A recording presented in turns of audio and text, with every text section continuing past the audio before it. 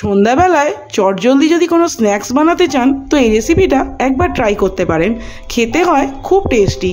তো আমি নিয়ে নিয়েছি 1 বাটি ওটস, 1.5 বাটি চিড়ে, 1 বাটি টক দই আর 1 বাটি জল দিয়ে এটাকে ভালো করে মেখে 10 থেকে 20 মিনিটের জন্য চাপা দিয়ে রেখে দেব। এদিকে আমি কিছু সবজি নিয়েছি টমেটো, পেঁয়াজ, ধনেপাতা আর একটা ছোট্ট কাঁচা লঙ্কা। আমি বেশি ঝাল দিই না, আমাদের বাড়ির বাচ্চাগুলো ঝাল খেতে পারে না। তো এবার এগুলোকে যতটা সম্ভব মিহি করে কুচিয়ে নিয়েছি। 20 মিনিট পর দেখলাম চিড়েটা ফুলে ভিজে গিয়ে বেশ অনেকটা বেড়ে গেছে।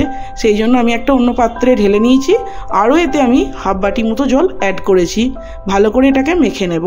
এর মধ্যে দিয়ে দিয়েছি পরিমাণ মতো নুন, একটু গোলমরিচের গুঁড়ো, বেশ কিছুটা গোটা জিরে আর আমি একটু ম্যাগি মশলা ব্যবহার করেছি। এবার সব কেটে রাখা সবজিগুলো দিয়ে ভালো করে মেখে নেব। প্যানে তেল গরম বসিয়ে দিয়েছি। 1.5 চামচ মতো তেলেই আমার মোটামুটি 5টা-6টা ভাজা হয়ে গেছিলো। তেলটা গরম হয়ে গেলে দিয়ে দিয়েছি ওটসের ছিলাগুলো। ভালো করে উল্টে পাল্টে লাল করে ভেজে নামিয়ে নেব। তৈরি হয়ে গেল দারুণ টেস্টি একটা স্ন্যাক্স। প্লেটে পেঁয়াজ, টমেটো, কাঁচা লঙ্কা আর একটু ধনেপাতা, 1 পিস পাতিলেবু দিয়ে সাজিয়ে পরিবেশন করেছিলাম।